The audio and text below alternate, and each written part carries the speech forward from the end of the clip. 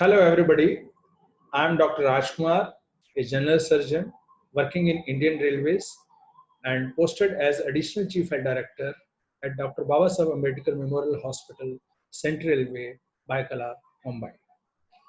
In this video, I'll speak about surgery during COVID-19 issues and challenges. We all know that corona pandemic has brought an unprecedented crisis all over the world, and it has affected all aspects of daily life.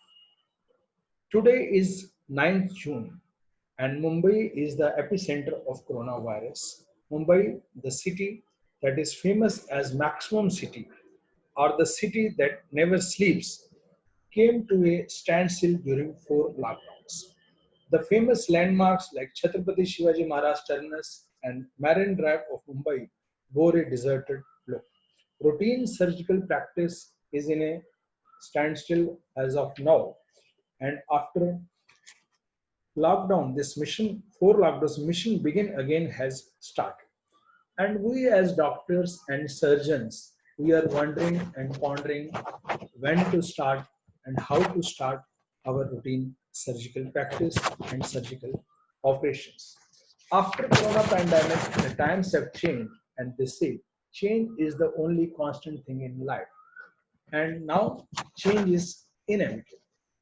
When we restart, we'll have to bring in the new protocols and practices in place to combat the transmission of infection. There are many guidelines available, like ICMR guidelines, Ministry of Health and Family Welfare guidelines, WHO guidelines, American College of Surgeons guidelines, and SAGES guidelines. I strongly believe that we have to start preparing for the new normal, keeping in mind these guidelines. Because if we fail to plan, we are planning to fail. So the $1 million question is when to resume the elective surgery. The answer is when there is a sustained reduction in the rate of new COVID cases for at least 14 days. And any resumption should be authorized by appropriate health authorities. There should be adequate number of ICU beds, PPE, ventilators, medical and surgical supplies, trained staff appropriate to the planned surgical procedures and patient population. Keep in mind the importance of a mindful utilization of the financial and human resources. And all hospitals should organize dedicated protocols and workforce training, especially of the paramedical staff, ward boys, and sanitation workers and suppliers. They should be working as an efficient team. While we are gearing up for a new normal, there are many challenges facing, like the patient footfall will increase tremendously with the relaxation of lockdown. Delayed cases may come with progressive disease. There are chances of patients being carriers of virus. There may be lack of adequate space in the OPD ward for social distancing and adequate supply of PPE and lack of trained staff. Many issues, many issues need to be sorted out, like designing new protocols. There are some issues in the laparoscopic surgeries, aerosol generation in the use of endoscopy and cautery, smoke evacuators, then use of respirators and availability of negative air pressures. These are the issues that need to be sorted. Then time between the two surgeries and triage and separation of COVID and non-COVID patients is very important. So we'll discuss all these challenges and issues one by one. First thing first, treat all patients until proven otherwise. There was an interesting internet meme, corona से कैसे बचें, उत्तर सामने वालों को corona है ये मानकर चले. Simple as that. There must be clearly defined pathways available to all healthcare professionals, and all staff must be trained to don, doff, and dispose of PPE. Ladies and gentlemen, the surgical practice is going to change right from the OPD to ward to patient transfer to operation theatre and post-operative follow-up. We'll be discussing them one by one. So first to the OPD area. It is advisable to have a separate triage area where we can screen the respiratory patients for any surgical respiratory symptoms in any surgical patients. And doctor and patients must stay 6 feet apart. They should also take the epidemiological history, contact history, travel history, and screen for the symptoms.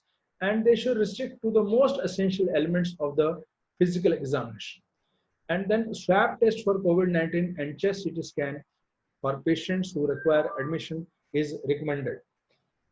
Then this slide shows the timeline of COVID, and it is very useful to see that during the first 5 days, there is an asymptomatic phase, and it is critical to bear in mind that some patients may be highly contagious even when they have mild or no symptoms.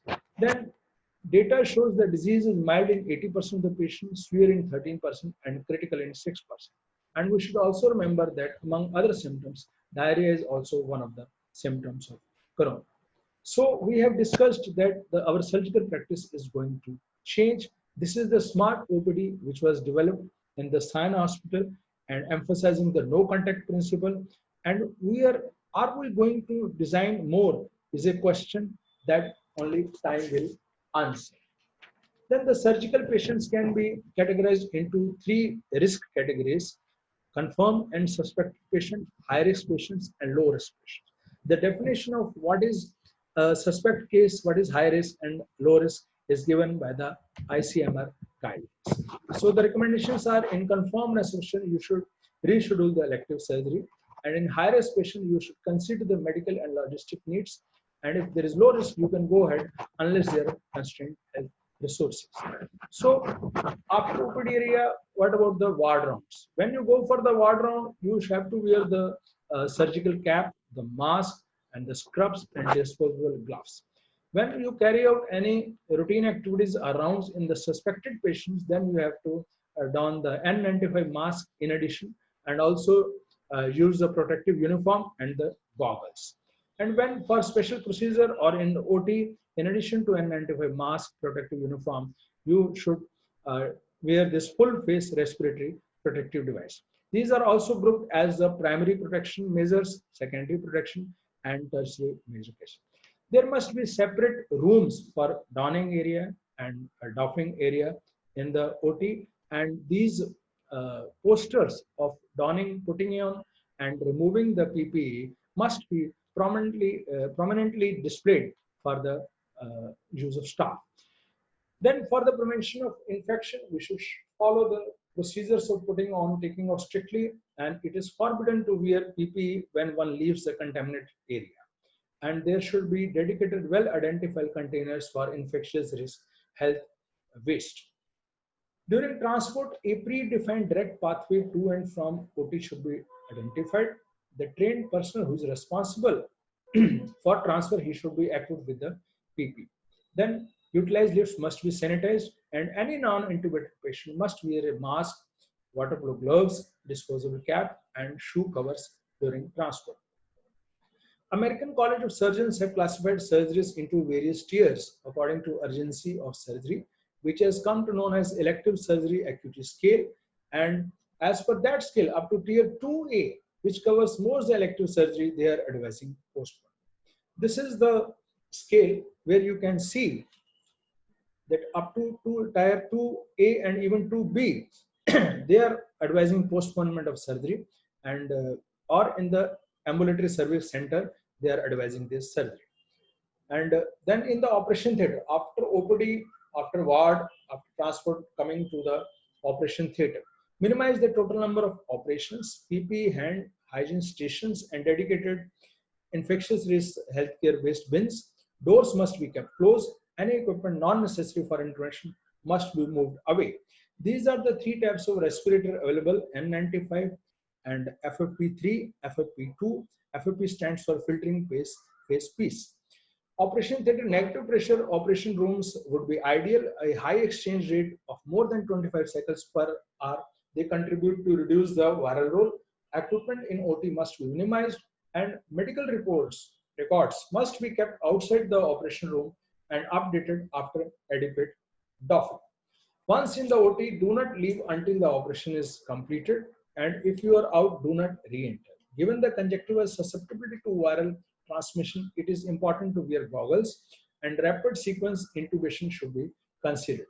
Avoid exposure to aerosols generated while using electrosurgical instruments, and surgical smoke should be minimized by suction devices. Laparoscopy should be avoided till innovative changes come. At the end of the surgery, patient must be assisted directly in the OT till he is ready to be transferred back to the ward, and dispose all used PPEs through special containers, and don't become infected while removing PPE. You should shower and you should change scrubs before next operation. And operation theater must be sanitized as soon as possible. Peroxyacetic acid air is used for fumigation. Cleansing should be done using detergent and water, followed by disinfection by 1000 bleach solution for all hard surfaces. Disinfection time should be longer than 30 minutes, and OT should be closed for at least 2 hours, and the next operation should be performed after laminar flow and ventilation being turned on. These are so many guidelines available, and they are changing with passage of time. There are certain other issues like telecommunication, telemedicine can play a role, and social media can also influence. Appointment system should be started, and token system must be implemented. Another meme in the internet, Utho Anarkali webinar khatam hua, and my presentation is also coming to an end.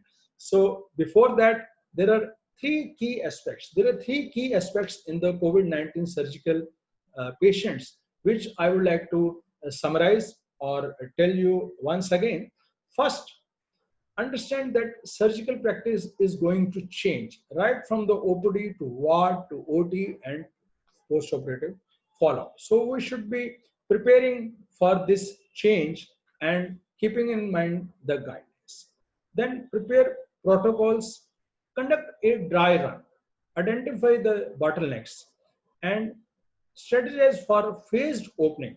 Maybe initially you resume 25% of the surgeries, or initially you start with the daycare surgery or only of the ambulatory cases. When all is said and done, assess your age, your comorbidities, diabetes, hypertension, and availability of PPE equipment and trained personnel before you resume surgery. Thank you very much for your kind attention. I sincerely express my thanks, and I hope that you enjoyed this presentation. Stay safe and stay healthy. Thank you.